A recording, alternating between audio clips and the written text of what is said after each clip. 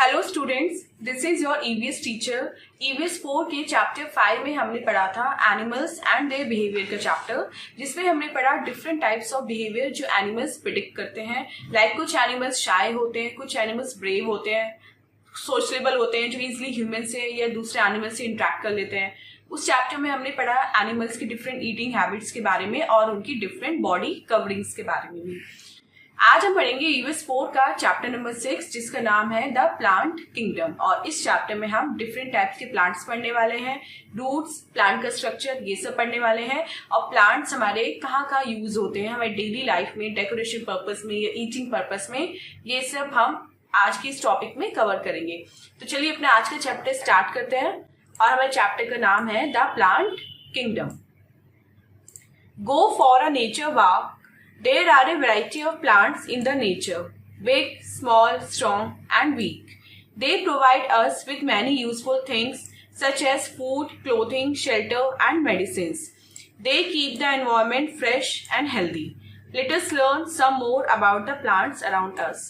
आप कभी nature walk पे जाइए, किसी ऐसी जगह जाइए जहाँ बहुत ज्यादा नेचुरल ब्यूटी हो, आप अपने आसपास डिफरेंट टाइप्स के प्लांट्स देखेंगे। कुछ प्लांट्स बड़े होते हैं, कुछ छोटे होते हैं, कुछ वीक होते हैं, कुछ स्ट्रांग होते हैं, लेकिन वो हमें बहुत सारी यूजफुल थिंग्स देते हैं। और वो यूजफुल थिंग्स क्या होती हैं? जैसे फूड, क्लोथ, शेल्टर और मेडिसिन। और वो हमारे एनवायरनमेंट को फ्रेश और हेल्दी रखने में भी हमारी हेल्प करते हैं। आइए ऐसे कुछ प्लांट्स के बारे में हम इस चैप्टर में पढ़ते हैं। First topic is parts of a plant. एक प्लांट के कितने पार्ट्स होते हैं? Plant body has two main parts. Root system, it is a part of the plant below the ground, that is soil. And shoot system, it is a part of the plant above the soil. It bears stem, fruits, leaves, branches and flowers. These two systems work together to keep the plant fixed to the soil and stand upright. अब यहाँ पे बता रहे हैं कि जो हमारा plant है उसके मेनली टू पार्ट्स होते हैं। वो टू पार्ट्स कौन कौन से होते हैं? Shoot system and a root system. अब ये क्या करते हैं? जो रूट सिस्टम होता है वो हमारा बिलो द ग्राउंड होता है, मतलब जो रूट्स होती हैं वो हमारी कहाँ ग्रो करती हैं? सॉइल में ग्रो करती हैं। और जो शूट सिस्टम होता है उसके होते हैं लीव्स, फ्लावर, स्टेम, बर्ड और फ्रूट, ये सभी पार्ट्स। मतलब रूट सिस्टम में केवल हमारी रूट्स होती हैं, जबकि जो शूट सिस्टम होता है उसमें हमारे 5-6 पार्ट्स होते हैं। ये दोनों पार्ट्स मिलके हमारे प्लांट को सॉइल में फर्मली रखते हैं और जिससे उसको ऊपर बढ़ने में हेल्प मिलती है। मतलब जो रूट सिस्टम है वो प्लांट को क्या करती है? सॉइल और मिनरल प्रोवाइड करती है, और जो शूट सिस्टम होती है वो उसको सीधा खड़ा रखने में हेल्प करती है। अब इन दोनों सिस्टम के बारे में हम डिटेल से पढ़ते हैं। First is roots. Roots hold the plants firmly to the soil. Even strong winds are unable to uproot them. Roots absorb water and minerals from the soil. Then it is sent to different parts of the plant. Roots also prevent soil erosion. अब roots क्या करती हैं? Roots हमारे plant को soil में बहुत मजबूत पकड़ बनाए रखती है। मतलब सॉइल से वो क्या करती हैं? मिनरल्स लेती हैं, वाटर लेती हैं और उसको पूरे प्लांट तक पहुंचाती हैं। ये रूट्स हैं, ये सभी स्टेम में, फ्रूट्स में, फ्लावर्स में, लीव्स में सॉइल से लिया हुआ मिनरल और वाटर पहुंचाती हैं।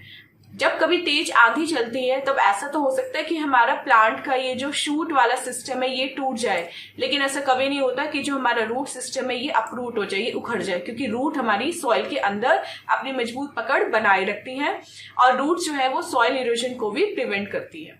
Next topic is types of roots. Some roots store food for the plant. Radish, carrot, turnip and beetroot are some examples of edible roots. They are called food storage root. सबसे पहले जो type है हमारी roots की उसे हम बोलते हैं फूड स्टोरेज रूट। वो रूट जो अपने में फूड स्टोर करके रखती हैं उन्हें हम बोलते हैं फूड स्टोरेज रूट। वो कौन कौन सी होती है? वो होती है radish, carrot, turnip and beetroot, जिनको हम कच्चा भी खा सकते हैं, जो खाने योग्य होती हैं और जो अपने में फूड स्टोर करके रखती हैं उन्हें हम बोलते हैं फूड स्टोरेज रूट्स।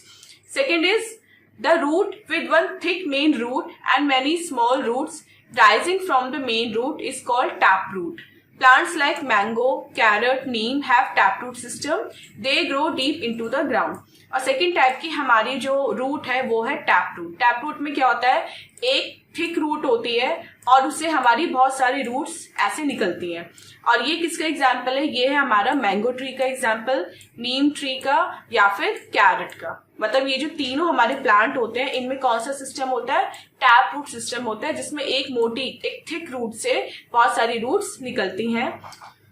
ये रूट्स भी ग्राउंड में बहुत डीपली जाके अपनी पकड़ बनाती हैं और ये भी सॉइल और मिनरल पूरे प्लांट को पहुंचाती हैं। Third is plants that have many thin roots rising directly from the base of the stem have fibrous roots. They do not grow deep into the soil. They branch out sideways in all directions. अब third type की हमारी root है fibrous root. Fibrous root कैसी होती है? Fibrous root जमीन में ज्यादा डीपली नहीं जाती, वो सॉइल के ऊपर ही ऐसे अपनी पकड़ बनाए रखती है। और इसमें एक रूट बहुत सारी रूट्स में बाइफरकेट होती हैं, लेकिन इसमें कोई थिक मेन रूट नहीं होती। एक ही रूट को हम बहुत सारे सेक्शन से बाइफरकेट कर लेते हैं और ये सभी डायरेक्शंस में ऐसे घूमती है। जैसे टैप रूट पे क्या होता है? एक मेन रूट और उससे निकलती है, ये रूट्स अपने आप ही निकलती हैं स्टेम से। Fourth is some plants have buds with the roots. These buds grow into new plants. They are called propagative roots. Cherry and strawberry have propagative roots. कुछ plants में roots के साथ buds निकलती हैं और वो buds क्या करती हैं? वो वापस फिर नए plant में ग्रो कर जाती है, मतलब उन बर्ड्स से भी नए नए प्लांट निकल जाते हैं। इनको हम बोलते हैं प्रोपेगेटिव रूट। वो रूट जिनमें बर्ड्स होती है और वो बर्ड्स भी आगे जाके नए प्लांट का रूप धारण कर लेती है, वो होती है हमारी प्रोपेगेटिव रूट। और उसके कुछ एग्जाम्पल है cherry and strawberry. Next is trees like banyan have aerial roots as they come down to the ground from the branches. They are present in trees with thick and heavy branches to give them support. They fix themselves to the soil and take moisture from the air. कुछ plants की aerial roots होती हैं। Aerial roots क्या होती हैं? वो roots जो पेड़ से वापस ऐसे नीचे की तरफ ही आती है, मतलब नीचे से ऊपर बढ़ती हैं और वापस नीचे आती हैं, ऊपर बढ़ती हैं और वापस नीचे आती हैं, वो होती है हमारी एरियल रूट्स। ये रूट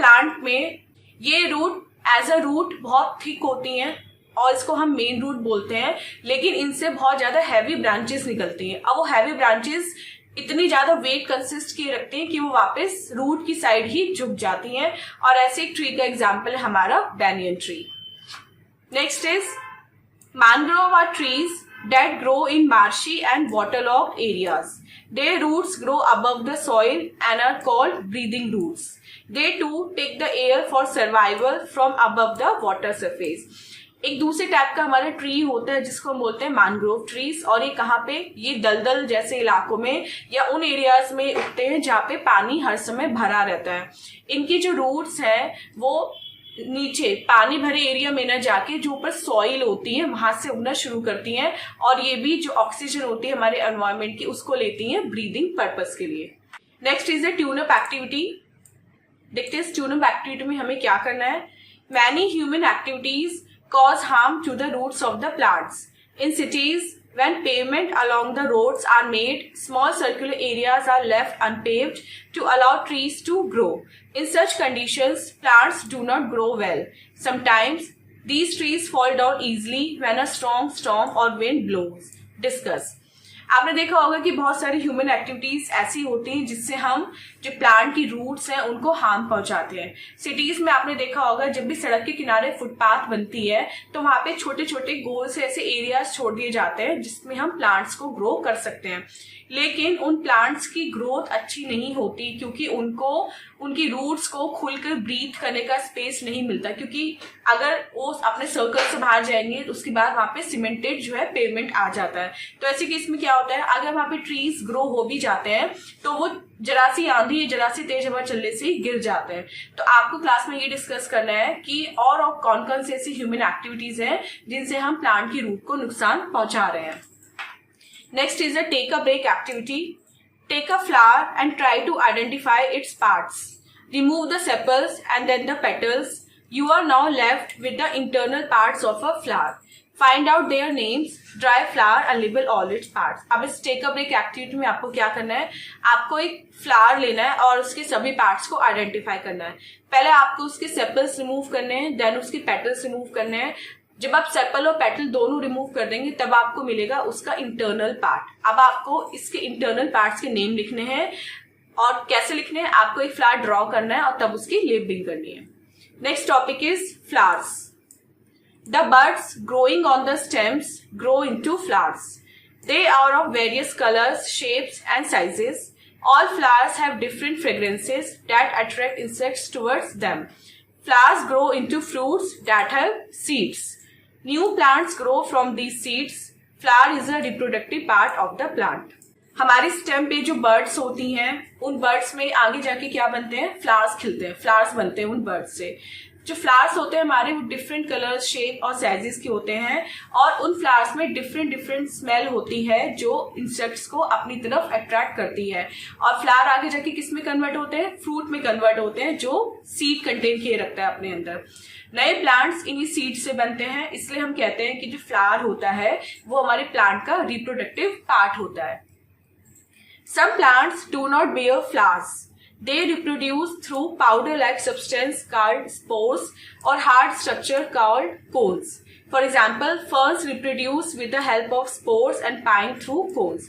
लेकिन कुछ plants में flowers नहीं होते, तो जब फ्लावर्स नहीं होते तो वो कैसे रिप्रोड्यूस करेंगे, वो एक पाउडर लाइक सब्सटेंस जिसको हम स्पोर्स बोलते हैं उससे रिप्रोड्यूस करते हैं, या फिर उनपे अगर प्लांट कोई हार्ड सब्सटेंस कंटेन किए हुए हो जैसे कोन, तो वो उसके हेल्प से रिप्रोड्यूस करते हैं। जैसे जो फर्न प्लांट होता है वो अपने स्पोर से रिप्रोड्यूस करता है, एंड जो पाइन ट्री होता है, जो पाइन का प्लांट होता है वो अपने कोन से, जो कांटे होते हैं उनसे रिप्रोड्यूस करता है।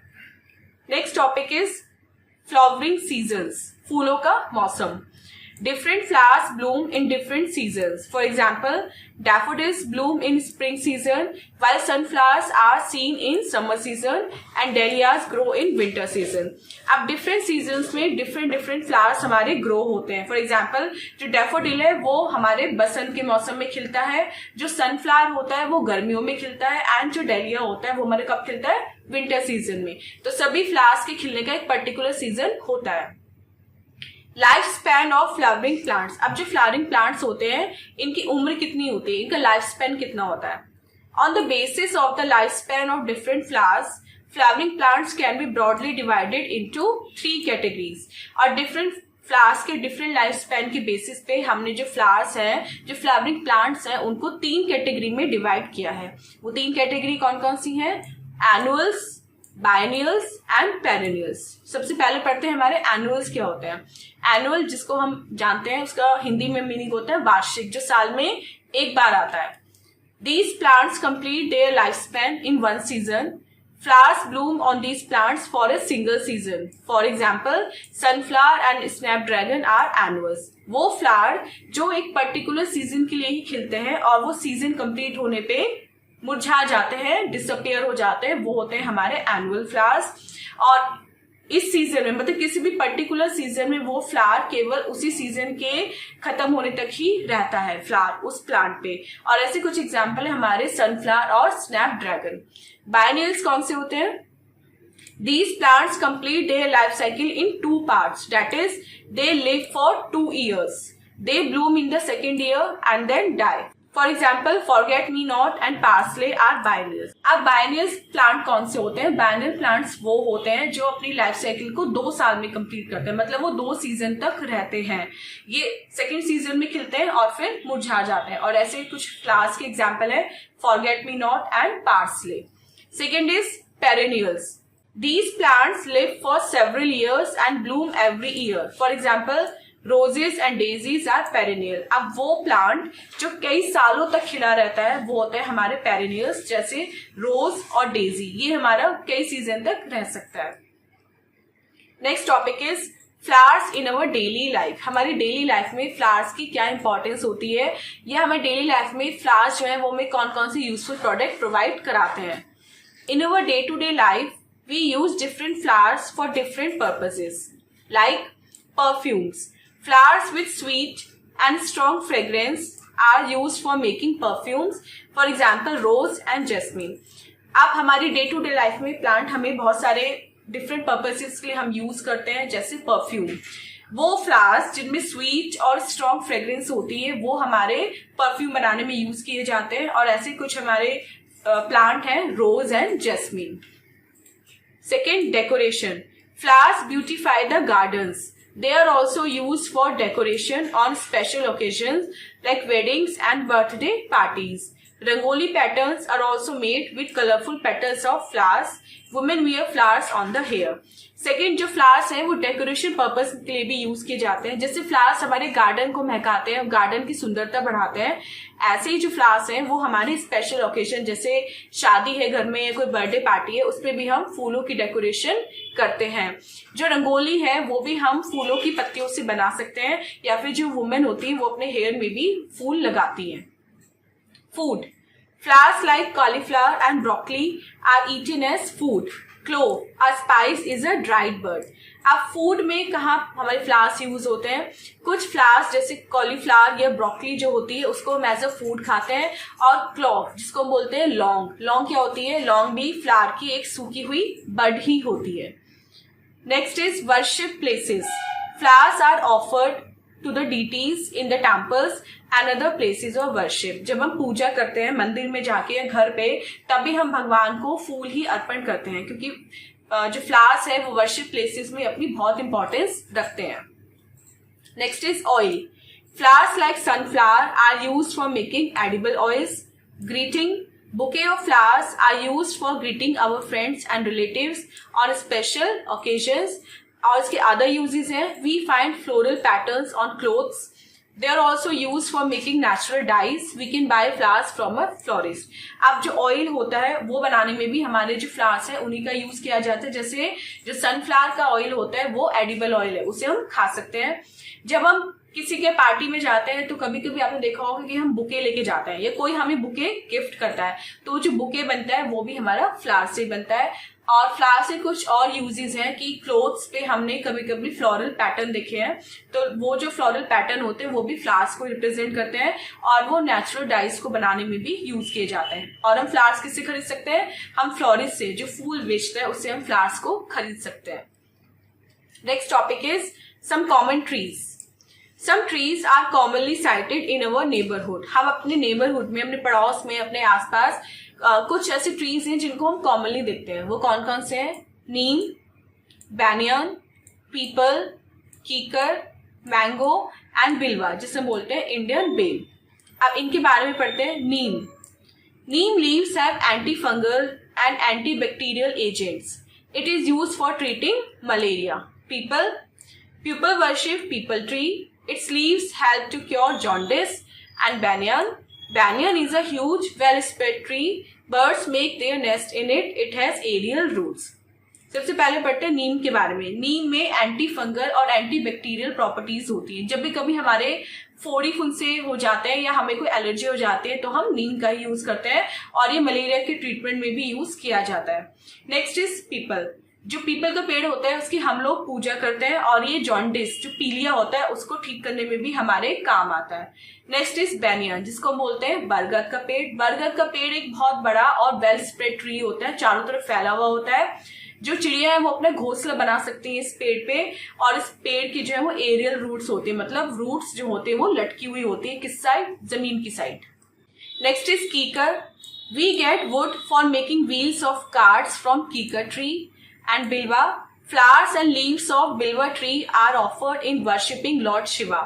A delicious drink is made from its fruit.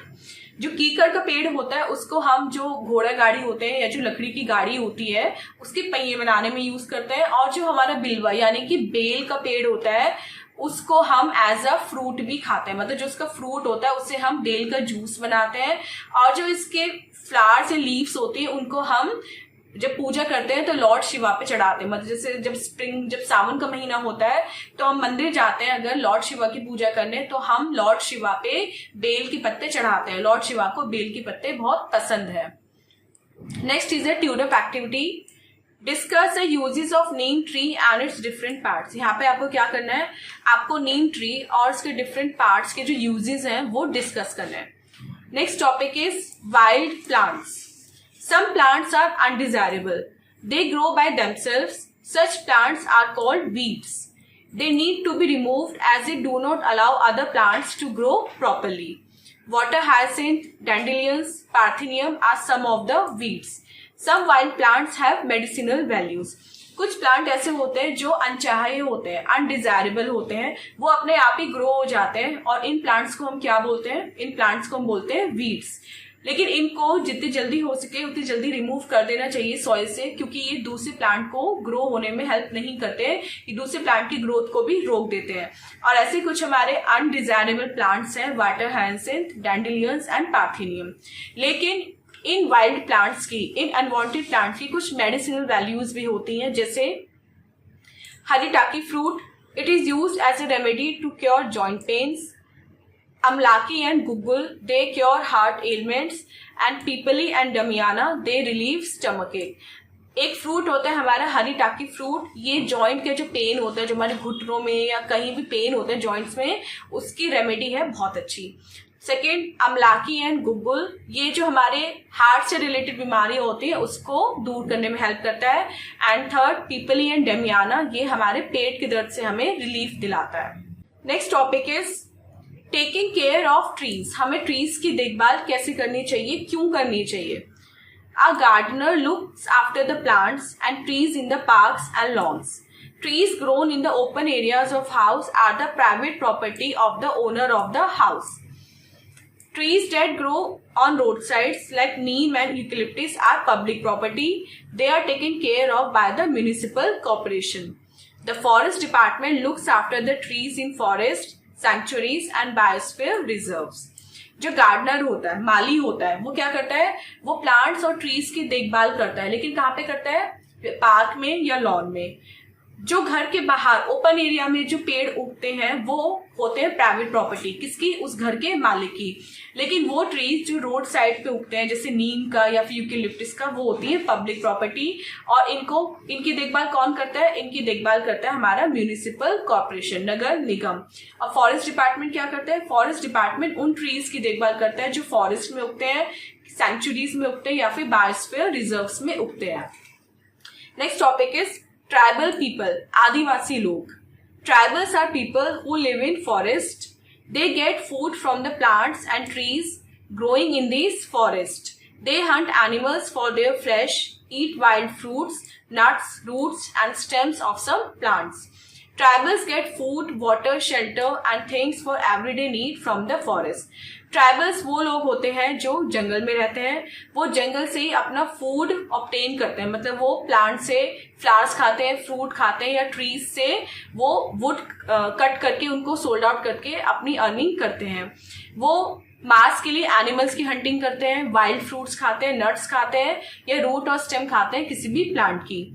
Tribals को जो अपना फूड, वाटर, शेल्टर और थिंग्स होती हैं, ये सब कहाँ से मिलती हैं? फॉरेस्ट से मिलती हैं। तो इन शॉर्ट जो फॉरेस्ट है वो ट्राइबल पीपल के लिए, आदिवासी लोगों के लिए बहुत ज्यादा इंपॉर्टेंट होता है, क्योंकि उससे वो अपनी अर्निंग भी करते हैं, उससे वो अपनी भूख भी मिटाते हैं, वहीं से वो अपनी प्यास भी मिटाते हैं। तो कुल मिला के वो घर के लिए, कपड़ों के लिए और भोजन के लिए, इन तीनों चीजों के लिए केवल फॉरेस्ट पे डिपेंडेंट होते हैं।